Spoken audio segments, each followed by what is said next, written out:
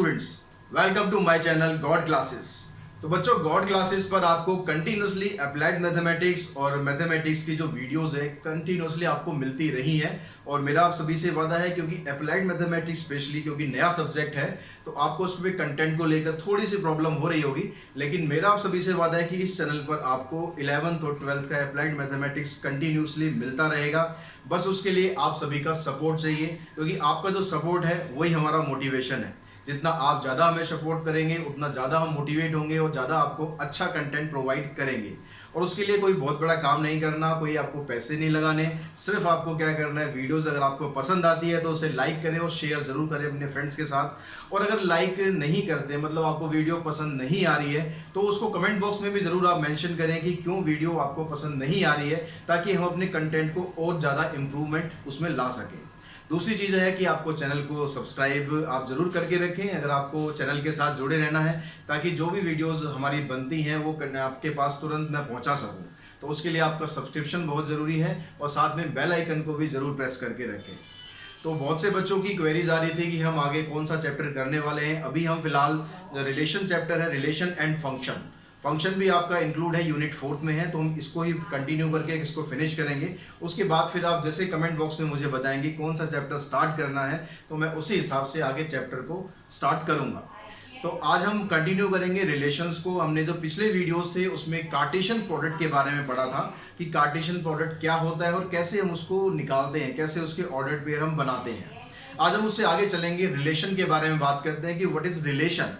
अब रिलेशन जो वर्ड है कोई नया वर्ड नहीं है आपके लिए, और वही वर्ड यहाँ पर भी यूज होता है। जैसे हम नॉर्मल लाइफ में रिलेशन यूज करते हैं कि भाई एक मदर फादर आपस में क्या उनका रिलेशन होता है, या मदर का सन के साथ क्या रिलेशन होता है, दो फ्रेंड्स होते हैं, या स्कूल में टीचर्स का, स्कूल में स्टूडेंट्स का आपस में क्या रिलेशन होता है। तो ये सब मतलब जो रिलेशन आप डेली लाइफ में यूज करते हैं वही रिलेशन है, कुछ नया नहीं है, बस उसको थोड़ा प्रेजेंट करने का तरीका थोड़ा डिफरेंट है। तो रिलेशन से पहले हम समझते हैं कि एक आपको मैंने दो सेट दे दिए, एक सेट में है 1 2 3 5 4 एलिमेंट ले लिए, कुछ भी आप ले सकते हैं। बी में हमने ले लिए 2 4। अब इसको हमने एक यहाँ पर एरो डायग्राम से इसको रिप्रेजेंट करेंगे। तो एरो डायग्राम भी आप यहाँ पर सीखेंगे। ये सेट हमारे पास ए है और ये सेट बी है। तो यहाँ पर सेट ए के जितने एलिमेंट थे वो हमने यहाँ लिख दिए, सेट बी के जितने एलिमेंट है वो हमने यहाँ लिख दिए। अब जो भी कार्टेशियन प्रोडक्ट था जिसके बारे में हमने पिछली क्लासेस में सीखा था, तो कार्टेशियन प्रोडक्ट में जो ऑर्डर्ड पेयर हम बनाते हैं वो एलिमेंट मैंने यहाँ पर लिख दिए। आपको ऑर्डर्ड पेयर आई थिंक बनाने आ गए होंगे। तो 1 का ऑर्डर्ड पेयर हम बनाएंगे 2 के साथ, और फिर 1 का ऑर्डर्ड पेयर होगा 4 के साथ। तो 1 2 आ गया, 1 4 आ गया, फिर इसी तरह 2 2 2 4 3 2 3 4 5 2 एंड 5 4। तो ये आपके पास कुछ एलिमेंट्स आ गए जो हम कार्टेशियन प्रोडक्ट में लिखेंगे। अब यहाँ पर क्या था, यहाँ पर जितने भी पॉसिबिलिटीज थी ऑर्डर्ड पेयर की वो सारी हमें लिखनी होती है। किसमें? कार्टेशियन प्रोडक्ट में। आप उसको ए क्रॉस बी लिखें या बी क्रॉस ए लिखें, तो जितनी भी पॉसिबिलिटीज हो सकती हैं ऑर्डर्ड पेयर लिखने की वो सब हम लिखते हैं।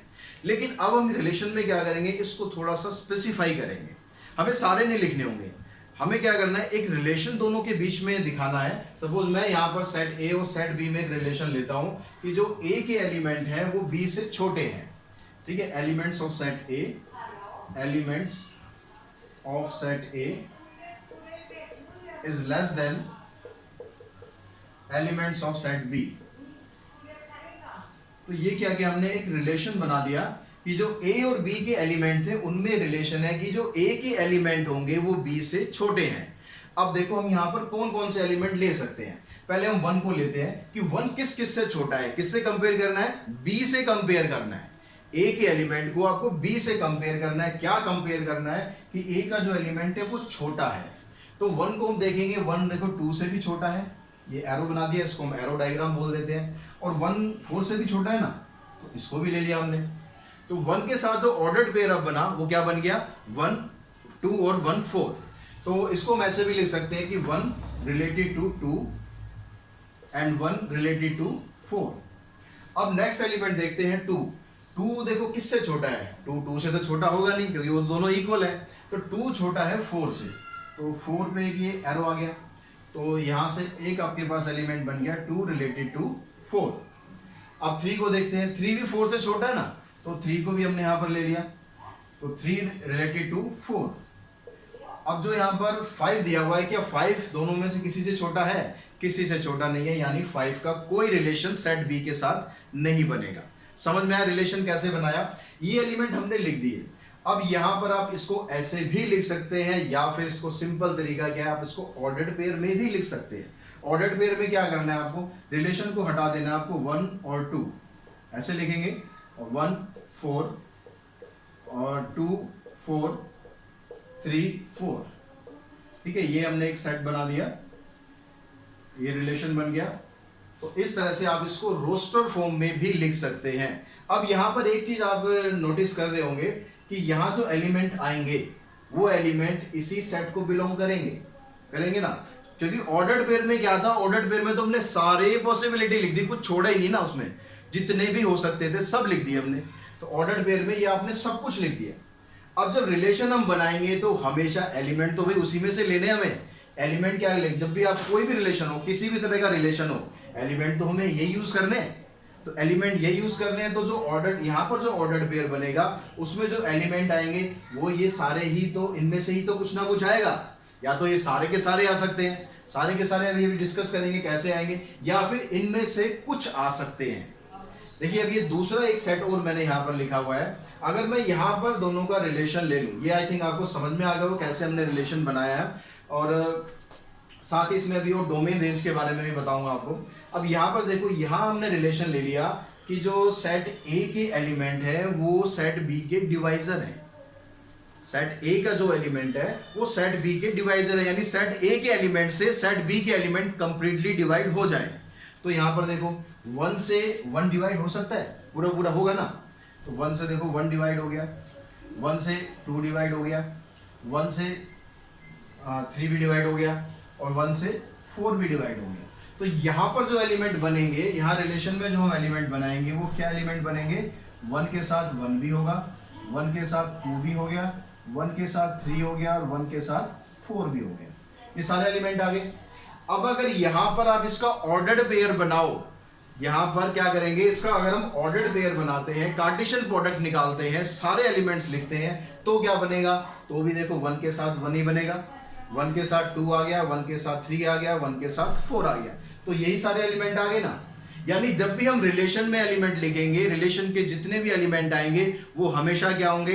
कार्टेशियन प्रोडक्ट के एलिमेंट में से ही होंगे। अगर किसी एक सेट के एलिमेंट किसी दूसरे सेट के अंदर प्रेजेंट है तो क्या होता है? वो होता है सबसेट। सेट वाले चैप्टर में किया था। तो दैट मीन्स आपके पास यहां से एक कंक्लूजन आ गया कि जो रिलेशन होता है वो ऑलवेज क्या होगा? सबसेट और equals to A cross B, यानी कार्टेशियन प्रोडक्ट। अगर आप इसको बी क्रॉस ए बनाते हैं तो उसके हिसाब से भी होगा। ठीक है, जरूरी है कि ए क्रॉस बी आपको लिखना हो। अगर आपको रिलेशन जो बनाना है वो बी क्रॉस ए से बनाना है तो आप वहां से भी दिखा सकते हैं। वो उसमें भी केस में क्या हो जाएगा कि जो रिलेशन है वो सबसेट बन जाएगा बी क्रॉस ए का। यानी आप कहीं से भी बनाओ, चाहे आप ए क्रॉस बी करो, चाहे आप बी क्रॉस ए करो, लेकिन जब भी रिलेशन के आप एलिमेंट बनाओगे तो वो हमेशा कार्टेशियन प्रोडक्ट के सबसेट ही होते हैं। तो रिलेशन का जो बेसिक्स है उसको समझते हुए हम रिलेशन की डेफिनेशन पर अब आते हैं। तो डेफिनेशन की जब बात करेंगे, डेफिनेशन में क्या दिया हुआ है? डेफिनेशन कहती है कि A and B are two non-empty set, then any subset, इस पे ध्यान रखेंगे, then any subset of A cross B is called a relation from set A to set B। यानी अगर आपके पास दो नॉन एम्प्टी सेट हैं A और B, तो उनसे बनने वाले जो कार्टेशियन प्रोडक्ट है उसका कोई भी सबसेट रिलेशन हो सकता है। कोई भी सबसेट, जो भी उसका सबसेट बनेगा वो रिलेशन हो सकता है। रिलेशन जो भी दिया होगा वो स्पेसिफिक होगा। जैसे हमने इस क्वेश्चन में किया था कि भाई यहाँ जो नंबर है वो इससे छोटे हैं, तो ये एक रिलेशन डिफाइन कर दिया। अब इसी तरह से कितने आप रिलेशन बना सकते हो भाई? दो सेट आपके पास है, एक सेट ये है, एक सेट ये। आपसे पूछा जाता है कि आप इसमें कितने रिलेशन बना सकते हो। तो अगर डेफिनेशन आपको क्लियर है, डेफिनेशन क्या कहती है कि any subset of A cross B, तो ए क्रॉस बी का कोई भी सबसेट रिलेशन हो सकता है भाई। तो कोई भी सबसेट रिलेशन हो सकता है का मतलब जितने उसके सबसेट पॉसिबल हैं उतने ही नंबर ऑफ रिलेशन पॉसिबल हैं। अब सबसेट कितने होते हैं? नंबर ऑफ सबसेट का फार्मूला हमने पढ़ा था, ध्यान है? नंबर ऑफ सबसेट क्या था? Number of subset 2 raised to power m into में n। m मतलब number of element in set A, n मतलब number of element in set B। Cardinal number वाले टॉपिक में पढ़ा था, सेट्स वाले में, कि आप कितने सबसेट बना सकते हो, 2m into n, तो वही आपका नंबर ऑफ रिलेशन बन जाएगा। क्योंकि नंबर ऑफ रिलेशन क्या है, सबसेट ही तो है, जितने सबसेट पॉसिबल हो सकते हैं वो सब रिलेशन बन सकते हैं। तो इसलिए किसी भी दो सेट के बीच में अगर आपको रिलेशन फाइंड करना है, how many relations are there, तो उसके लिए आपको सिंपली बस सबसेट वाला ही फार्मूला अप्लाई कर देना है, 2m into में n। जैसे अगर आप इस सेट की बात करें तो इसमें आप कितने रिलेशन बना सकते हो, नंबर ऑफ रिलेशन अगर इसमें बनाएंगे तो 2 यहाँ पर है 4 एलिमेंट, वहां पर है 2 एलिमेंट, यानी 2 8 मतलब कितना हो गया 256। तो 256 रिलेशन हम इन दोनों सेट्स के अंदर बना सकते हैं। ऐसे अगर हम इस सेट की बात करेंगे तो कितने नंबर ऑफ रिलेशन बन सकते हैं, नंबर ऑफ रिलेशन। अब इसमें क्या है आपके पास, पहला जो एलिमेंट सेट है उसके अंदर एक ही एलिमेंट है, दूसरे में 4 एलिमेंट है, यानी 2 यानी 16। तो आप 16 रिलेशन इन दोनों सेट्स के अंदर बना सकते हो। तो आपसे अगर बनाने को बोला जाएगा कि how many relations are there, तो आप सीधा ये फार्मूला अप्लाई करेंगे। अगर रिलेशन के जो ऑर्डर्ड पेयर है वो आपसे पूछे जाते हैं तो उसके लिए कोई टेंशन नहीं है, उसके लिए स्पेसिफिक आपको रिलेशन दिया जाएगा कि इन दोनों के बीच में क्या रिलेशन बन सकता है। क्लियर होगी यहाँ तक बात। अब समझते हैं कि हम रिलेशंस को किस किस तरीके से रिप्रेजेंट कर सकते हैं। तो बच्चों, जिस तरीके से हम सेट्स को रिप्रेजेंट करते हैं अलग अलग तरीकों से, ऐसे ही हम रिलेशन को भी रिप्रेजेंट कर सकते हैं। तो रिलेशन को रिप्रेजेंट करने का पहला तरीका वही है जो सेट्स में हमने पढ़ा था, रोस्टर फॉर्म। रोस्टर फॉर्म अभी हमने ऑलरेडी डिस्कस किया भी है। रोस्टर फॉर्म क्या है, अगर इन दोनों के बीच में जो रिलेशन आपको दिया हुआ है, अभी मैं वही रिलेशन यूज कर रहा हूँ कि रिलेशन आपको क्या दिया हुआ है यहाँ पर कि set element of set A is less than element of set A is less than element of set B, elements of set B. तो यहां से अगर आप इसको रोस्टर फॉर्म में लिखते हैं तो रोस्टर फॉर्म में क्या आ गया कि जो 1 है वो 2 से छोटा है, तो एक एलिमेंट आपका ये बन गया 1 2 1 4 हो गया, और यहाँ से 2 4 हो गया और 3 4 हो गया। तो ये आपके बन गए रोस्टर फॉर्म में। अब इसी को अगर आपको सेट बिल्डर फॉर्म में रिप्रेजेंट करना है तो सेट बिल्डर फॉर्म में कैसे रिप्रेजेंट करेंगे हम इसे। सेट बिल्डर फॉर्म के लिए यहाँ पर आपको क्या करना है, यहाँ लिखना है ऑर्डर्ड पेयर में ऐसे एक्स वाई, जैसे सेट में आप लिखते हो सेम उसी तरीके से, such that x is belong to set A and y belongs to set B, and what is the relation between them, x is less than y, x is less than y। तो इस तरह से आप उसको set builder form में भी बड़े easily express कर सकते हैं। तो एरो डायग्राम की बात होगी तो एरो डायग्राम आपका ये, इसका एरो डायग्राम ये है, और अगर हम इस सेट को बात करेंगे तो इसका एरो डायग्राम ये है, यानी जहां पर आपको इस तरह से प्रेजेंट कर रखा होगा दैट मीन्स वो एरो डायग्राम है। रोस्टर फॉर्म में आपको सिर्फ ऑर्डर्ड पेयर लिखने हैं और कुछ नहीं करना, और सेट बिल्डर फॉर्म में उसको प्रॉपर्ली डिफाइन करना। ऑर्डर्ड पेयर लिखना है, ऑर्डर्ड पेयर के बाद जो ये एलिमेंट है ये किस सेट में से आप ले रहे हो, ये एलिमेंट आप किस सेट में से ले रहे हो, उसके अलावा उन दोनों के बीच में रिलेशन क्या है, बस इसी तरीके से रिप्रेजेंट करना है। एक एग्जांपल हम और ले लेते हैं ताकि आपको क्लियर हो जाए। तो यहाँ पर हमने एक सेट ले लिया, सेट A 1 2 3 4 5, सेट B ले लिया 1 से लेकर 20 तक। अब रिलेशन क्या कह रहा है, रिलेशन है R be the relation has as its square from A to B, यानी जो A का स्क्वायर है वो B में है, A का जो स्क्वायर है वो B में है, A to B का मतलब है कि A का स्क्वायर B में है। तो वहां से यार आप रोस्टर फॉर्म में जब आप इसको लिखेंगे तो पहले हम रोस्टर फॉर्म लिख के दिखाते हैं रोस्टर फॉर्म में कैसे आएगा। तो आपको जो एलिमेंट लेना है पहले A में से लेना है, A to B का मतलब है जो एलिमेंट है वो आपको A से लेना है पहले। तो A का एलिमेंट हमने ले लिया 1। अब 1 का स्क्वायर क्या होता है, 1 का स्क्वायर 1 होता है, तो 1 का स्क्वायर 1 आ गया। अब उसके बाद एलिमेंट लेते हैं 2।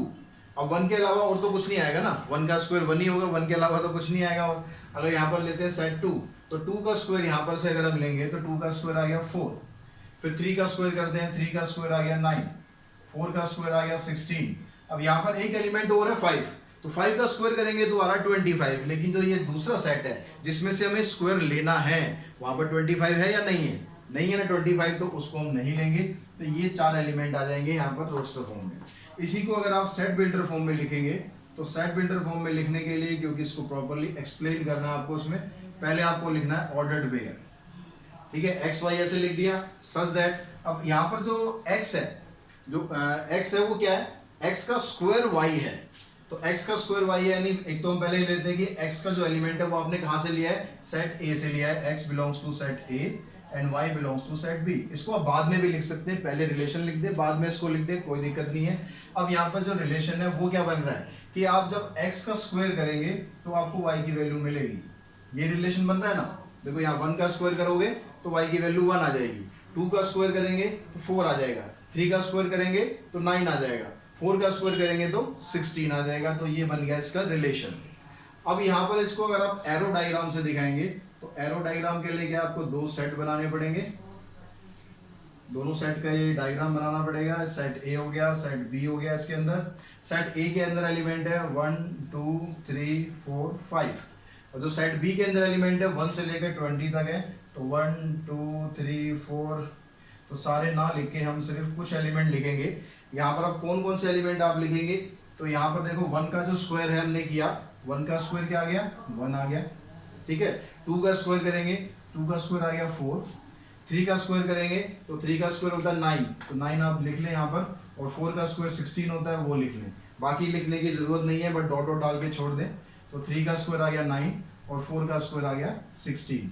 तो ये एलिमेंट बन गए जिसको हमने इसमें एरो डायग्राम से रिप्रेजेंट कर दिया। तो जिस तरीके से आपसे पूछा जाता है कि अगर आपसे रोस्टर फॉर्म पूछी जाएगी तो सिर्फ ऐसे लिख देना है, सेट बिल्डर में ऐसे एक्सप्लेन करना है, और एरो डायग्राम में इस तरह से आपको एरो बनाने हैं। इसमें सेट ए है, ये ऊपर एक्सप्लेन कर देंगे, ये सेट बी है, उनके एलिमेंट्स लिखेंगे, फिर जो रिलेशन उनके साथ बन रहा है वो एलिमेंट हम यहाँ पर पिक कर लेंगे, उनके बीच में एरो लगाएंगे, बन गया आपका एरो डायग्राम। तो बच्चों अब हम समझते हैं कि रिलेशन के अंदर डोमेन क्या होता है, रेंज क्या होता है, कोडोमेन क्या होता है। ये सब वर्ड्स आपके सामने आएंगे, लेकिन कुछ भी नए वर्ड जरूर हैं, लेकिन कुछ भी मुश्किल नहीं है। बस एक बार आप ध्यान से समझ लेंगे, ये लंबी चौड़ी डेफिनेशन इसकी कोई ज़रूरत नहीं है, पर थ्योरेटिकली भी मैं आपको समझा दूँ, साथ साथ प्रैक्टिकली भी आपको क्लियर करूँगा। तो यहाँ डोमेन के बारे में जब बात की जाती है तो डोमेन का मतलब क्या है, let A and B to non empty set, तो हमारे पास 2 नॉन एम्प्टी सेट है, and R be a relation from set A to set B. अब उन दोनों सेट के बीच में कोई ना कोई रिलेशन जरूर बनेगा। अब वो रिलेशन जो बनेगा उसमें डोमेन क्या होगा, तो domain of the relation is the set of all first component of ordered pair, यानी जितने भी आपने ऑर्डर्ड पेयर बनाए हैं उसमें जो पहला कंपोनेंट है, यानी जो x की वैल्यू है वो आपका क्या होगा, डोमेन होगा। और जो सेकंड कंपोनेंट है, जो सेकंड एलिमेंट है, वो क्या बनेगा आपका, रेंज। ठीक है, range is the relation in second element या सेकंड कंपोनेंट।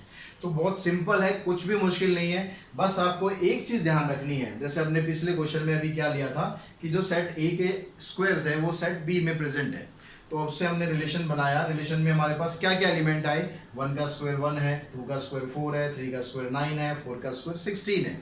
तो यहाँ देखो 5 का किसी के साथ कोई रिलेशन नहीं है, 5 अकेला ही है, अपनी दुनिया में है, तो उसका कोई रिलेशन नहीं है किसी के साथ। ठीक है, तो जिसका कोई रिलेशन ही नहीं है किसी के साथ तो उसको क्या है, वो तो भैया बिल्कुल ही अलग है दीन दुनिया से, उसको तो आपको कहीं कंक्लूड ही नहीं करना है।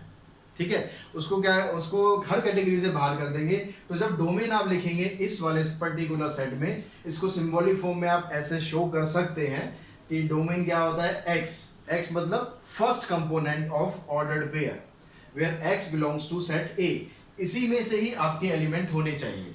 अब इसमें से ये सारे एलिमेंट नहीं लेने आपको, डोमेन इसका क्या बनेगा, सिर्फ डोमेन में क्या आएगा, इसके 1 आएगा, 2 आएगा, 3 आएगा और 4 आएगा। 5 इसके डोमेन में नहीं लेना। अक्सर जो बच्चे ये गलती कर देते हैं कई बार कि यहाँ सेट ए के जितने एलिमेंट है सारे लिख देते हैं, भाई जो फर्स्ट कंपोनेंट है वही तो डोमेन होता है। लेकिन आपको ये चीज ध्यान रखनी है, फर्स्ट कंपोनेंट डोमेन तो होता है, लेकिन वो कंपोनेंट जो किसी के साथ भाई रिलेट करे, जो रिलेशन में एग्जिस्ट ही नहीं करता, वो डोमेन में कहां से एग्जिस्ट करेगा। ठीक है, समझ में आ रही बात। जिसका किसी के साथ कोई रिलेशन ही नहीं है तो वो परिवार में आएगा ही नहीं ना भाई, उसको तो रिलेशन ही नहीं है किसी के साथ। तो जिसका रिलेशन है वही डोमेन में आएगा फर्स्ट कंपोनेंट। अब जो सेकंड कंपोनेंट लेना है वो भी उसी का लेना है जो भैया रिलेट करता है पहले एलिमेंट के साथ, जिसका कोई रिलेशन बन रहा है। तो रेंज यहां पर क्या होगी, रेंज में ये सारे एलिमेंट नहीं होंगे, रेंज में आपको सिर्फ वो एलिमेंट लेने हैं जो इनके साथ रिलेट कर रहे हैं। तो 1 के साथ क्या रिलेट कर रहा है, 1 कर रहा है, 2 के साथ क्या रिलेट कर रहा है, 4, 3 के साथ 9 और 4 के साथ 16। तो ये एलिमेंट आ गया आपके रेंज में। समझ आ गई बात कि डोमेन में आपको फर्स्ट कंपोनेंट लेने हैं, लेकिन वो कंपोनेंट जो रिलेट करते हैं सेट बी के एलिमेंट के साथ, यानी उनका कोई ना कोई रिलेशन बनता है। और रेंज में भी आपको वही एलिमेंट लेने हैं जो सेट ए के साथ रिलेट करते हैं, यानी वो किसी ना किसी की रेंज बन रहे हैं, किसी एलिमेंट की रेंज बन रहे हैं, यानी x और y दोनों में को रिलेशन होना चाहिए। अब जो बाकी के एलिमेंट रह गए, जो सेट बी वाला जो है उसके जो बाकी एलिमेंट रह गए या जो एलिमेंट रिलेट कर रहे हैं या जो नहीं कर रहे हैं, वो सारे क्या होते हैं, उनको सबको हम बोलते हैं कोडोमेन। ठीक है, उन सबको क्या बोलते हैं, कोडोमेन। तो कोडोमेन क्या हो जाएगा, आपका जो सेट बी है वो कोडोमेन। अगर आप सेट पी क्यू ले रहे हैं तो क्यू कोडोमेन है, यानी जो बाद में आपको सेट लेना है वो हमेशा कोडोमेन होगा, चाहे उसमें किसी का रिलेशन बने या ना बने। यानी यहां से एक कंक्लूजन और हमारे पास आता है कि जो रेंज होती है वो हमेशा कोडोमेन की सबसेट होगी या उसके इक्वल होगी। क्या बनेगा, range is a subset of और इक्वल्स टू कोडोमेन, क्योंकि जो रेंज के एलिमेंट है वो कहां से लेने हैं आपको, कोडोमेन में से तो लेने। ठीक है, समझ में आएगी बात। एक एग्जांपल और करते हैं, बड़े आसानी से समझ में आने वाला। अगर कुछ कंफ्यूजन अभी भी रह गया है तो बड़े आराम से समझ में आएगा आपको। तो देखो हम एक ये एग्जांपल लेते हैं, इससे आप डोमेन, कोडोमेन, रेंज सब कुछ बड़े आराम से समझ जाएंगे। तो यहाँ पर एक रिलेशन है, ऑर्डर्ड पेयर हो गया, एक्स वाई की फॉर्मेट में लिखना है। X and Y belongs to W, W means set of whole numbers, यानी आपको क्या लेने हैं, होल नंबर्स लेने हैं। और यहाँ पर जो एक्स और वाई का रिलेशन है वो ये दिया हुआ है कि 2x + y = 8। तो ये जो रिलेशन दिया हुआ है इसको थोड़ा सा आप सिंपल कर लो। इसको थोड़ा सिंपल करने का मतलब है कि हम इस इक्वेशन को इस तरह से लिख लेते हैं, y = 8 - 2x। ठीक है, हमें सिंप्लीफाई करना है, तो सिंप्लीफाई करने के लिए थोड़ा बहुत रिलेशन में आप चेंज कर सकते हो अपने अकॉर्डिंग, अपनी कन्वीनियंट के अकॉर्डिंग। तो हमने यहाँ y को जब ये लिखा 8 - 2x, अब यहाँ पर क्या कह रहा है कि x और y दोनों ही होल नंबर है। तो होल नंबर में तो सारे नंबर स्टार्ट हो जाए, 0 से लेकर आगे तो जितने मर्जी नंबर बढ़ाते जाओ। तो बढ़ाते चलते हैं, देखते हैं क्या बन के आता है हमारे पास। तो सबसे पहले हम 0 से स्टार्ट करते हैं कि हमने x की जगह पुट किया 0। तो x की जगह आपने 0 पुट किया, तो जो y की वैल्यू है, y की वैल्यू क्या आएगी, तो यहाँ देखो 0 पुट करेंगे तो ये क्या हो जाएगा, 8 - 0, 8 - 0 आ गया 8। तो 0 और 8 दोनों के दोनों क्या होने चाहिए, होल नंबर होने चाहिए। इस चीज का ध्यान रखना, x and y belongs to whole number. फिर हमने रखा है यहाँ पर 1, तो 1 के साथ देखो क्या रिलेशन बनेगा, यहाँ पर 1 रखेंगे तो 8 - 2 हो गया, 8 - 2 यानी 6। फिर रखा आपने 2, तो जब आप यहाँ 2 रखेंगे, 2 × 2 = 4, 8 - 4 क्या हो गया 4, तो ये रिलेशन बन गया। अब यहाँ पर रखो आप 3 रखते हैं, तो 3 × 2 = 6, तो 8 - 6 यानी 2। 3 रखा तो हमारे पास y की वैल्यू क्या आ गई, 2 आ गई। अब हम यहाँ पर रखते हैं 4, तो 4 रखने पे क्या होगा, यहाँ देखो 4 × 2 = 8, 8 - 8 क्या आ गया 0, तो यहाँ 0 आ गया। अगर हमने रखा है यहाँ पर 5, तो 5 रखने पर क्या हो रहा है, 5 यहाँ रखेंगे तो 5 × 2 = 10, 8 - 10 क्या आ जाएगा -2। अब -2 आप देखो होल नंबर होता है क्या, नहीं होता ना होल नंबर, तो वो होल नंबर नहीं होता, तो ये आपको नहीं लेना है। ये केस आप छोड़ देंगे, सिर्फ आपका यहाँ तक ही बनेगा। ठीक है, क्यों बनेगा, क्योंकि x और y दोनों के दोनों होल नंबर को बिलोंग करने चाहिए, होल नंबर से बाहर नहीं जाने चाहिए। अब यहाँ पर देखो डोमेन क्या है, डोमेन बहुत सिंपल है। डोमेन क्या बताया था आपको, फर्स्ट कंपोनेंट। तो फर्स्ट कंपोनेंट क्या है, फर्स्ट कंपोनेंट है यहाँ पर 0, उसके बाद है 1, 2, 3 एंड 4, ये बन गया आपका डोमेन। ऐसे जब आप रेंज बनाएंगे, रेंज क्या हो गया, रेंज हो गया आपका सेकंड कंपोनेंट। सेकंड कंपोनेंट क्या है, 8, 6, 4, 2 एंड 0, ये हमारा सेकंड कंपोनेंट हो गया। अब बारी आती है कोडोमेन की। तो कोडोमेन में आपको क्या बताया था, कोडोमेन था अगर आप सेट ए और बी ले रहे हैं तो जो सेट बी है वो कोडोमेन है। अब यहाँ पर देखो जो x और y है दोनों ही क्या है, होल नंबर है, यानी जो पहला सेट है आपका वो भी होल नंबर है, जो दूसरा सेट है वो भी होल नंबर है।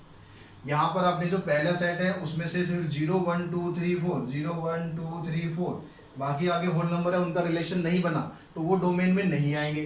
जो दूसरा सेट था हमारा उसमें भी आपके पास ये 0 1 2 3 4 5 6 7 8 बहुत सारे होल नंबर हो सकते हैं। तो आपने कौन से लिए, जिनका रिलेशन बन गया है, यानी 0 का रिलेशन किसके साथ बना था, 0 का रिलेशन बना था हमारा 8 के साथ, तो 0 का रिलेशन ऐसे 8 के साथ हो गया, 1 का रिलेशन 6 के साथ हो गया, फिर 2 का रिलेशन 4 के साथ है, और 3 का रिलेशन 2 के साथ है, और 4 का रिलेशन 0 के साथ है। तो ये हमारे डोमेन और रेंज बनेंगे। बाकी जो सेट बी है वो सारा क्या बनेगा, कोडोमेन। तो यहाँ पर सेट बी के आपके पास whole number, set of whole number, ये हो जाएगा आपका कोडोमेन।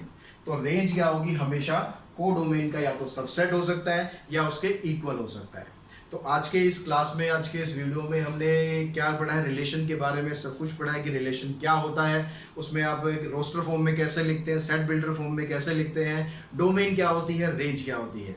अगली क्लास में हम इसके कुछ क्वेश्चंस करेंगे जो एक्चुअली जो प्योर मैथ्स है उसकी सेकंड एक्सरसाइज भी है, लेकिन अप्लाइड मैथमेटिक्स वालों के लिए क्वेश्चंस भी हैं उसमें प्रैक्टिस के लिए। तो दोनों के लिए ही जो वीडियो है वो इक्वली बेनिफिशियल है। तो आप ज़रूर उस वीडियो को देखें और बेल आइकन अपना प्रेस करके रखें ताकि सेकंड वीडियो आपको तुरंत मिल सके। आज के वीडियो में इतना ही। Thanks to all of you.